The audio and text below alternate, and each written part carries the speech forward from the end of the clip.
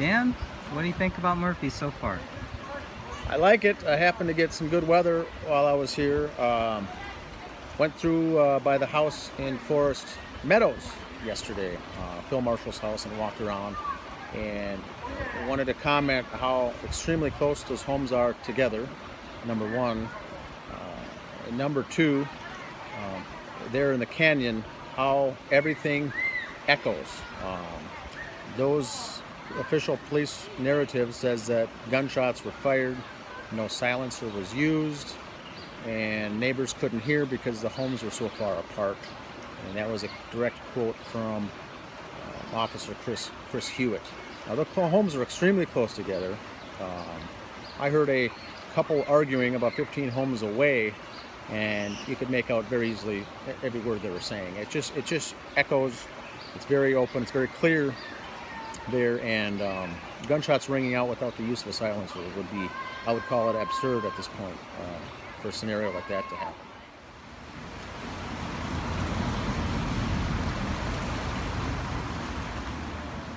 Phil Marshall, as a devoted father, obviously didn't do this. I don't buy that in the least, that he was despondent. The estranged divorce upcoming with his wife Shawnee, and all of that is all spin on the story to make the narrative go down that he went off the hook and killed his children, his family dog, and then himself. Without the use of a silencer, like I said, the gunshots would have rang out extremely loud. This was more than likely a professional hit, a hit of some sort, not sure.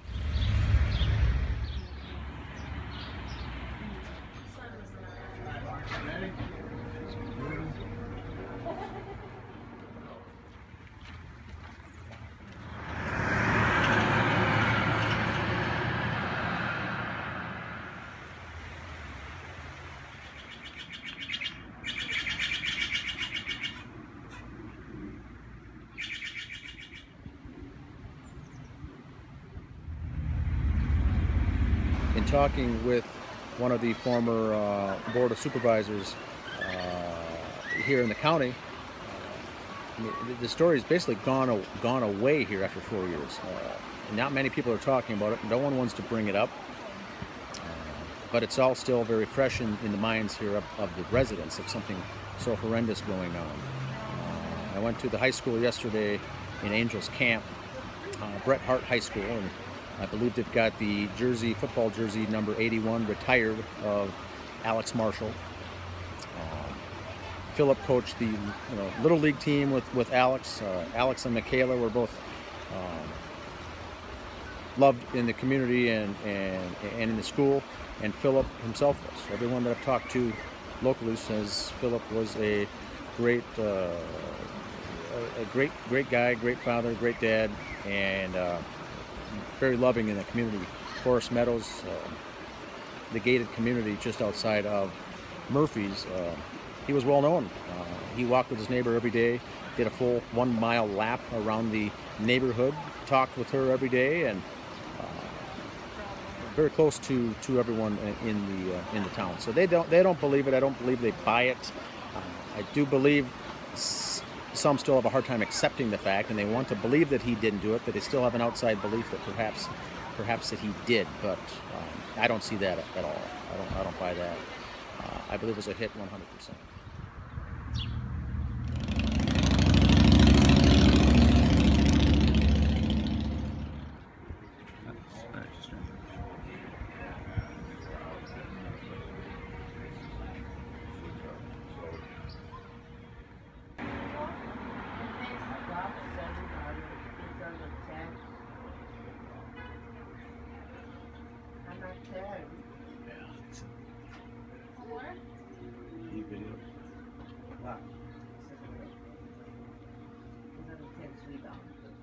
Yeah, one thing you do see here is the Freemasons, Masonic Lodge here in town. It's prominent symbolism, I guess, here in the town. And the town, being so old as it is, has very deep roots in that whole society, I should say. The museum did have a a outfit, looks like a male or a man's suit for a Knights Templar initiation or a ceremony or something to that effect, along with a sword, some of the headgear, some of the hats and things like that. But very prominent, very prominent, I think, roots here in town with Freemasons and Freemasonry and lodge kind of activities. One of the lodge here was one of the first ones, I think, in the state of California, I believe, and so they go back well over 100 years here in Murfreesboro with the background on the Freemasons. Which makes it seem kind of strange why Philip Marshall would choose this area, knowing everything that he must have known and knowing all of the books that he planned on making and how dangerous it was. It seems kind of strange that he would find himself here in Murphy's as opposed to just Louisiana or wherever he was from. In talking with one source, is the belief was while he was writing the 9/11 books, and his kids were growing up and becoming of age, preteen, teenage years, he wanted to get the kids more in an isolated area, get them out, not into mainstream, I guess, but smaller community, smaller school, and a house in a gated community to protect them, is what I believe that the belief was. He was going to have an area that he would be able to write his books, focus on his book material and exposing crimes at the highest level in an area where he was able to do that. And I think Murphy's had that. The development of Forest Meadows has that. It's gated community. It's protected. It leaves some sense of protection, I think, and that's what I believe Phil was doing, his purpose of finding this location here, for those two reasons: to write, stay focused, and also protect his family to somewhat. Yep. So the kids, I think, spent the time back and forth with both parents, and the family dog went as well as the mother Shawnee traveled. The dog would stay with Philip Marshall and the kids, and as Philip traveled, then the kids would stay with the mother Shawnee. I think they had a very good relationship, even though they were going through the divorce proceedings per se. Shawnee was looking to get her own business up and running, a small business, and Phil helped with that, and had a trip to Turkey and with her, and then she just got done while the killings took place the very same weekend as the murders. She was in Istanbul a second time by herself, picking up some, I believe, supplies or whatnot. A little known thing is that it's not too public, is that they had another trip planned, I think 3 weeks later, in February of 2013, to go back out there again to Turkey. So as opposed to what the media reports say, as those two were fighting and arguing and estranged and was going through an awful divorce, that was certainly not the case. I just want to point that out. That was certainly not the case. They had some arguments back in 2008, 2009, I believe, with some rough times, but at the time of this, that was years ago. So at the time of this, they were very going along things very good relationship. Who found those bodies? What did they actually see? But also, was the blood that was found in the house, was it consistent with where the bodies were actually found and where they say Philip Marshall killed himself and where the kids were killed?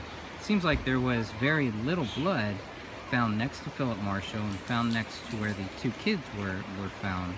The question has always been with the kids was, well, if they were sleeping, as the coroner said, he said it looked like they were sleeping when they were shot. How does one of them not wake up after the other one is shot? But also, why would Philip Marshall shoot himself in the hallway? Why didn't he shoot himself next to the kids or anything like that? I think we've got two interesting questions that I've never felt like I've gotten a good answer on those yet. Very good question, and the bodies, as the scene was staged, it was obviously staged. The children were certainly not sleeping, watching television one night on a U-shaped sofa. and they were killed in their sleep. And that's most certainly not the case. The children were both executed in a nearby bedroom, and after they were killed, the bodies were simply laid on the couch next to each other to make it appear as if they were watching television. As far as that goes along with this elaborate staging of the scene. Those who'd been on the scene did recommend, or did say how very little blood was on the couch. There was blood on the couch, but not that of a assassination close range bullet to the head scenario. There's very little blood there on the couch, as the bodies were simply laid there. As the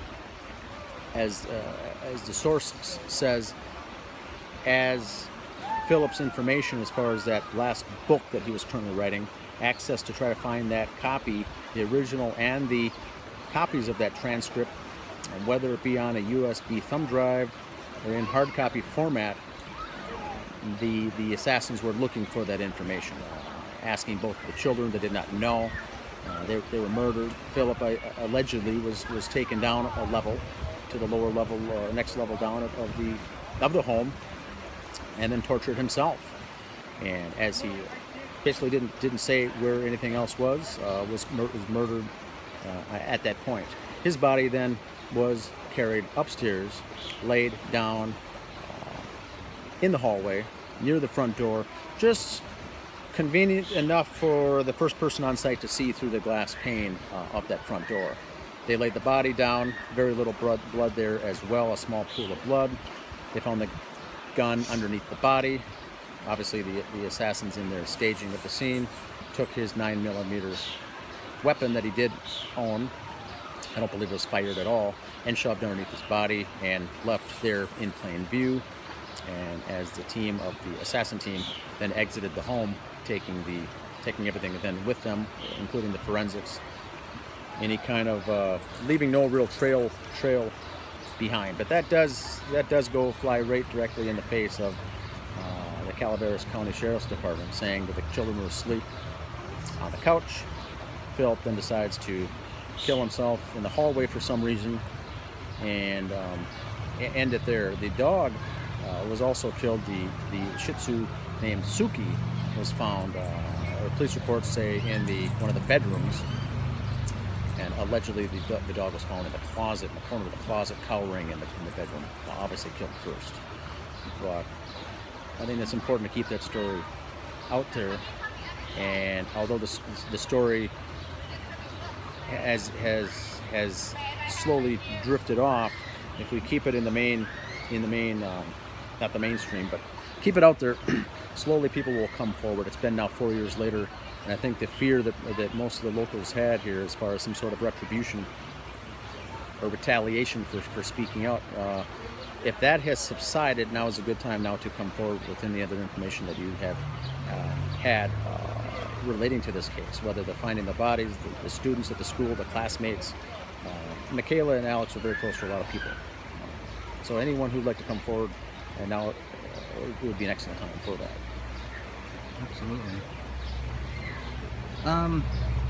Yeah, that was going to be my next question, is what would you say to any of those people who would want to come forward, who might be scared? But I think that... Well, I think now is a good time to come forward, and you can always feel free to contact us. We don't have to use your name. It'd be helpful, very helpful, of course, to come forward with your name and to come right out and be honest about it. But if you do have hesitations, you can always go by anonymous, or say you're unnamed. But any kind of information to come forward with, and we can certainly filter out or censor the name. Right now we're looking for, the best thing is the information, and we know there's people out there with information on this case, and as more time passes, the easier it'll be to come forward. But the problem is, with the more time that passes, people also tend to forget and then no longer care. So keep this in the forefront would be helpful. Now, we also know that Philip Marshall was working on a new book, and that he had tried to send that book, or a transcript, to Senator Bob Graham. It didn't reach Bob Graham. 3 or 4 times Philip Marshall finally sent it to Bob Graham's house. It actually reached Bob Graham Have you heard anything more about that script? Where that script is? Who has it? Does anyone know if it even exists? I believe from our source that that all the information, if it was grabbed, it was taken there by the assassins, and the team, the professional hit team, was located, whether it's in the laptop or the computer, on a USB thumb drive, jump drive, what have you. It was confiscated. Now the question is, how many copies did Phil have, and who else had the other copies?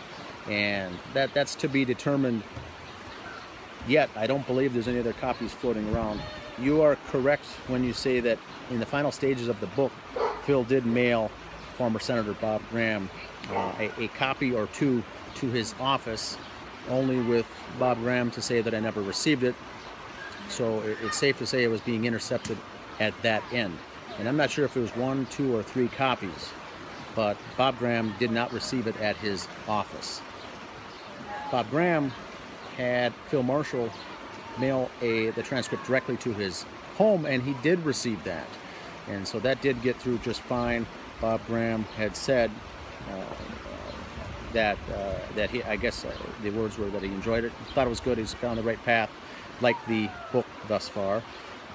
And I don't know if he made edits or changes or wrote, took notes on that transcript, but proceeded to mail it back to Murphy's, California, to Phil Marshall's home. This is where it's alleged that Phil never received that copy back because the post office mail carrier in Murphy's was intercepting the mail on the other end as well. So anything else that Bob Graham or anyone else would have mailed Phil Marshall directly would not have been coming to him either. If it is true that the newly transferred post office employee at the Vallecito post office did in fact take over the Forest Meadows mail route, all of that mail would have been intercepted to begin with. Now if the mail was intercepted coming to the home, it was more likely that house was under surveillance anyway, as far as the comings and goings of Phil and his kids, the times they were at the house, the times that they left, who was there, what were the routines as were being monitored by that post office employee as well. And so it goes to reason that this operation was probably, I'm guessing, 6 to 9 months in the works, but for sure 4 to 5 months, because that federal employee got papers to be transferred to that post office at least 6 weeks in advance, and then abruptly left after the killings took place and was allegedly transferred somewhere else. So that's very strange. That's what comes into play with all of this, is the federal complicity in this whole thing. To get someone that's pretty high up the chain of command, to get someone transferred in a post office at a federal position like that by a low-level hit team, that would be something at the highest ranks. And now we have the sheriff, Gary Kuntz, died about a year ago, I guess. And you said Chris Hewitt, Sergeant Chris Hewitt, who was in charge of the investigation, at least from the public side, he was the main contact for the media. They're both not here anymore. I mean, Chris has moved on, I guess, somewhere else. He took an early retirement, I think you were saying. So. Yeah, Chris Hewitt was the main media relations person in this entire case. Decided to take an early retirement and has now left the Murphy's area. I think he's still living somewhere either in the county or for certain in the state, but he's no longer in the area. He left now with an early retirement. Sheriff Gary Kuntz, who was in charge of the entire legal or law enforcement here of this case, was I believe re-elected to another term and then died while in office due to either a heart attack, stroke, or something. But he did die while in office, and he's no longer here now with us as well. Another person, they've elected someone else here to come in as the sheriff. So they've got a new sheriff in town, some high, I guess, movement with people coming and going as far as the police force. But some of the main characters in this case, the main players, Kuntz and Sergeant Hewitt, are no longer physically in the area. Do you think it's worth maybe trying to contact the new sheriff and see if he might be open to reinvestigating this case on his own? The new sheriff, I forget the name right off the bat, one of his very first interviews was used a couple of key phrases on his first interview when he made a public announcement that he was coming in as the sheriff. And the key word was transparency. Transparency in the department, transparency for Calaveras County, transparency with investigations. I think they got hit real hard with this case here, where many people on the outside were doubting the competency of this department. Chris Hewitt went on record, publicly, to say we got one of the best detective teams here, investigators, to put up on task with any other group in the nation. Some of these comments were, one could argue that they were ludicrous, but that's still what he said. So the new sheriff coming in went on to say some nice phrases, some key words, transparency. But in talking with some of the locals here and some interviews I've done this morning and yesterday here while in Murphy's, there's no level of confidence in that either. The sheriff's department is nothing more here than basically a puppets being pulled by strings at a much higher level. So there's not much faith in the competence there. The folks that I have talked to said, as far as saying, I wouldn't even waste your time with conducting an interview or trying to reach out to them, as that wouldn't help. So I have no interest as far as reaching out to the new current staff. Okay.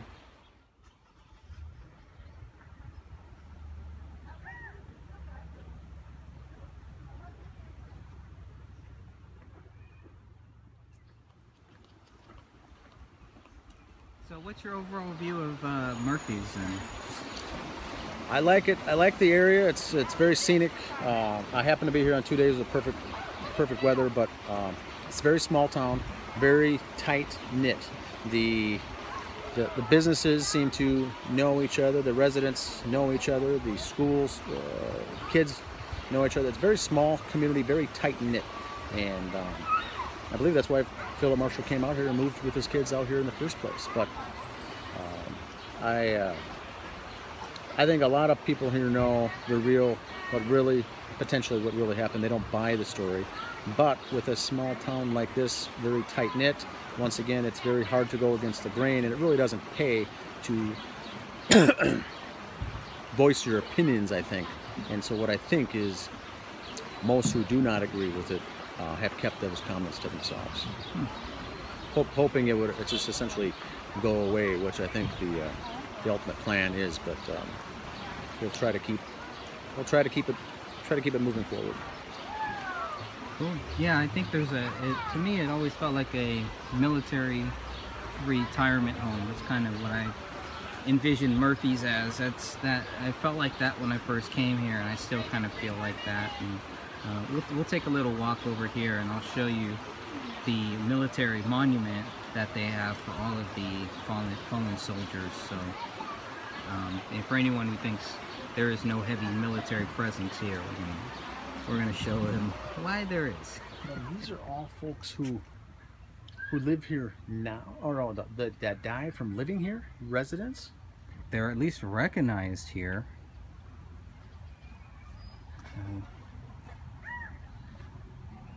I would assume, they're all from here. But the first one is Dennis Griffin.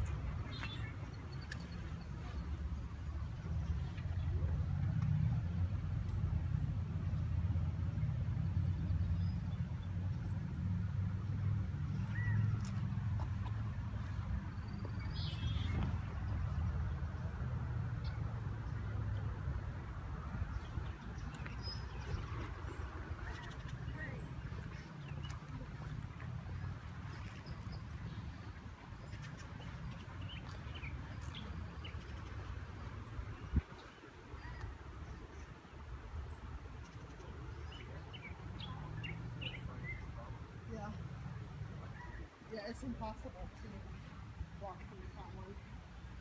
It's actually dangerous. Pull right down. Yeah.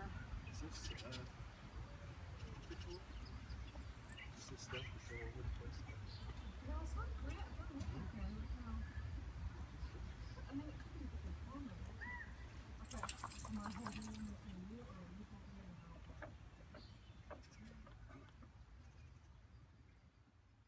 Any final words on this for now? No, I think just to for those out there, be sure to follow the page. Try to follow if you can, if you haven't read the books. Big Bamboozled, read it again. 9/11 Truth, read it again, and Lakefront Airport. False Flag 9/11. False Flag 9/11. There you go. That's the title. All three of these books are hard to get a hold of. They've been really, they're tough to find. Lakefront Airport on the page. There's a direct link for that free PDF, as that's now available for free, and I recommend everyone to read that as well. That is written as a fictional account of Phil Marshall's working with Barry Seal back in the early mid-'80s, but it is certainly most true, just written as fiction to be able to sell in the mainstream. But he's very good details written on the background of Phil Marshall, with dealing with covert activities and his association with the CIA back in the mid-'80s. And this can also be found on your website, The Ugly Truth. Yes, yeah, www.uglytruth.info. There is a page on there's a link on the left for the Philip Marshall case, and out there is the free download of that PDF version of that book that they're trying to. The publicist has said Phil's wishes was to get that out, released to the public for free. So take advantage of that. For free. Wow. Well, there you go. For free. Very good book. Absolutely. Tom Cathy and John Cathy. John Cathy. Yep. Oliver North was code name was John Cathy, and for all those years with the Iran-Contra and the goings on in Mena, Arkansas, was John Cathy. George W. Bush. A lot of names are mentioned in those books. Barry Seal. Pablo Escobar. The cartels, all of that information, and how it was run and originated by our own Central Intelligence Agency, going back into the early '80s. There, ties comes around full circle. So I recommend to reread those books again. A lot of information in all three of those books.